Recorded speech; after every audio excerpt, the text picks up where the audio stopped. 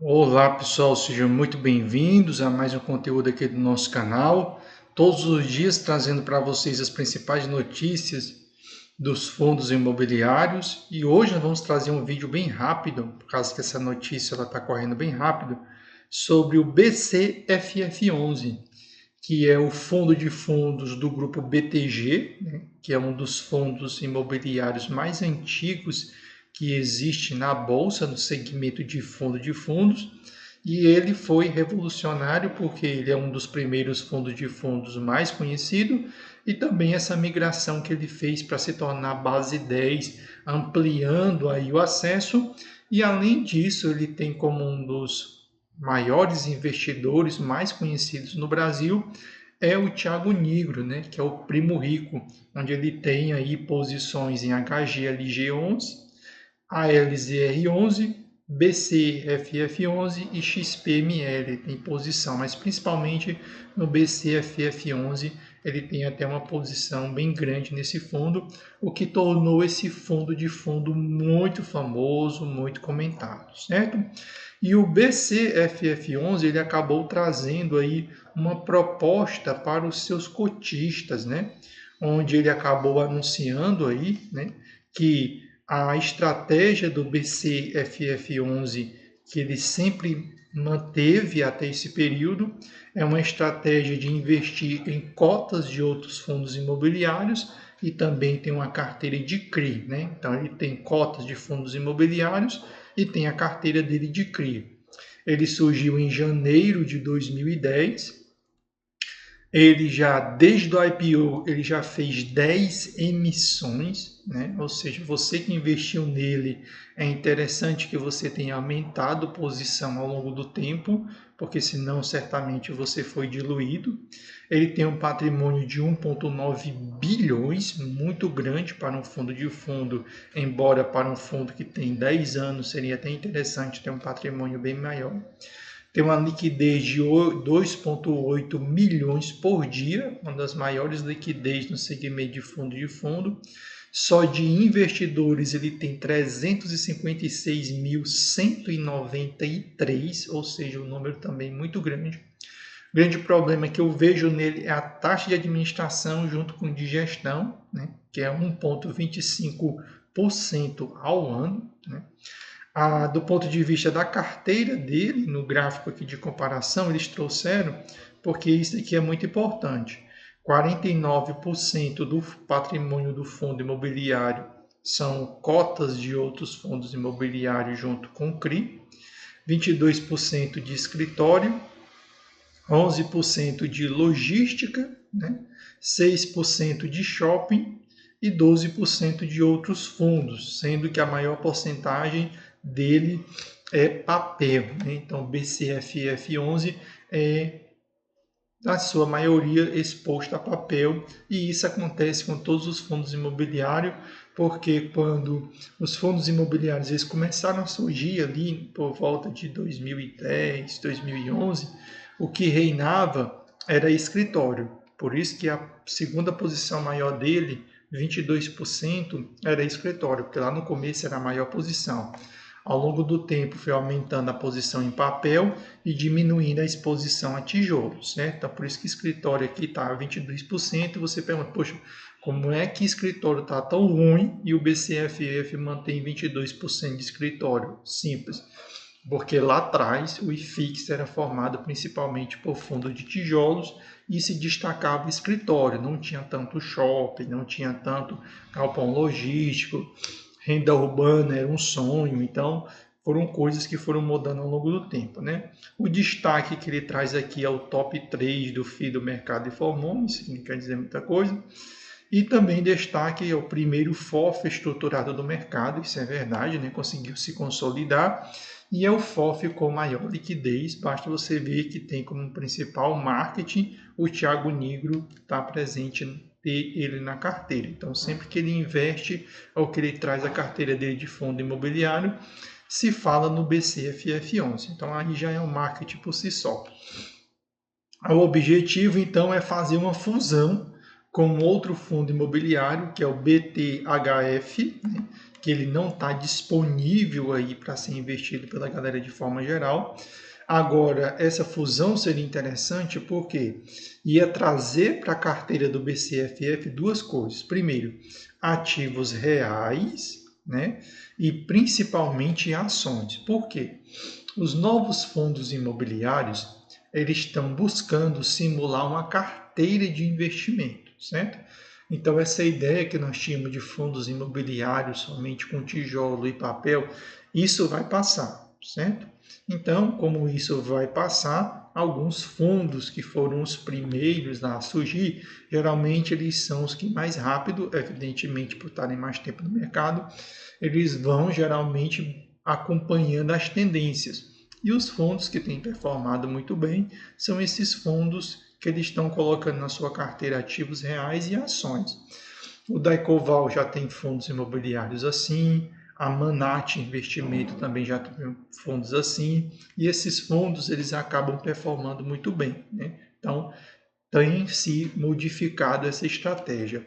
Ele surgiu em janeiro de 2023, muito recente, só tem somente duas emissões, né? Por ter surgido em janeiro de 2023, é que ele já surge com essa estratégia de ativos reais e ações, porque é uma tendência que vem agora depois da pandemia.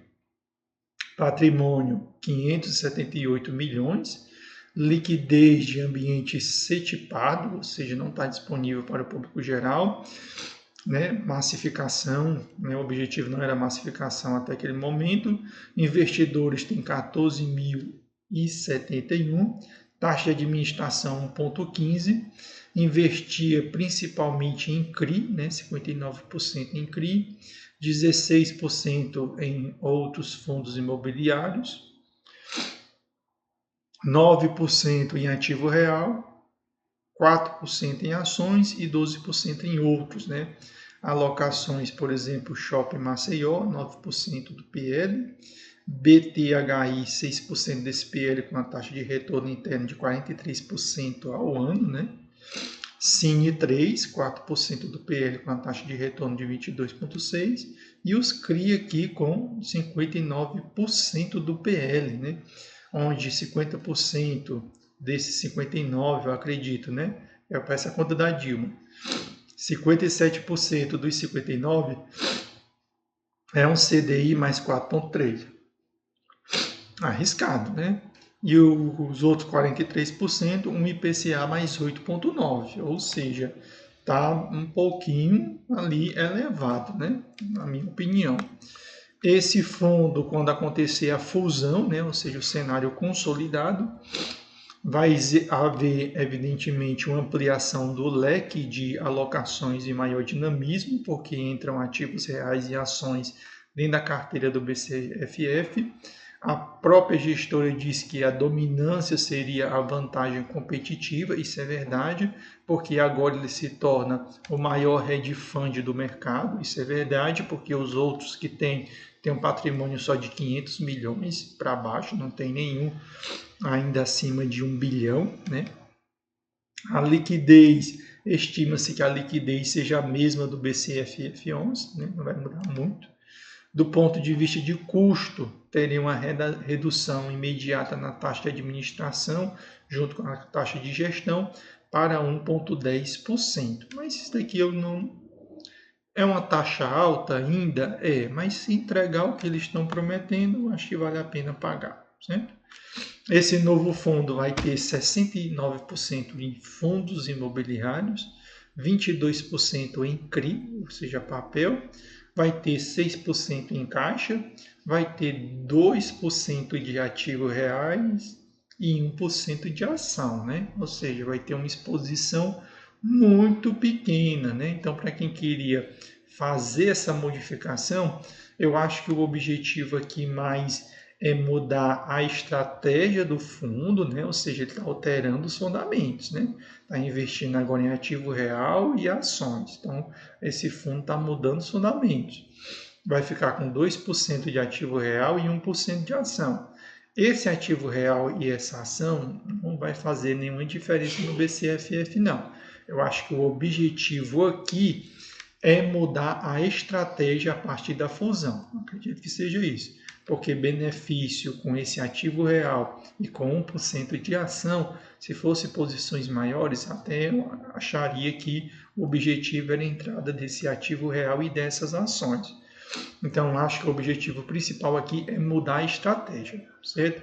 Essa história de ativos reais e ações que agora vão fazer parte do fundo, isso é só conversa porque 2% de ativo real e 1% de ações não vai fazer nem cócega no resultado do BCFF, que já não está lá grande coisa, certo?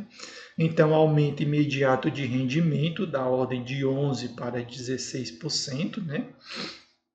Ganho de capital imediato com a troca dessa cota patrimonial, isso pode ter que seja verdade, e um potencial de valorização, porque ele vai para a hedge fund, ou seja, ele tem uma capacidade maior de girar a carteira, né? Porque agora ele vai ter fundos imobiliários, vai ter CRI, né? Pode vender cota de fundo imobiliário, pode vender CRI, pode manejar ativos reais e pode trabalhar com ações, né?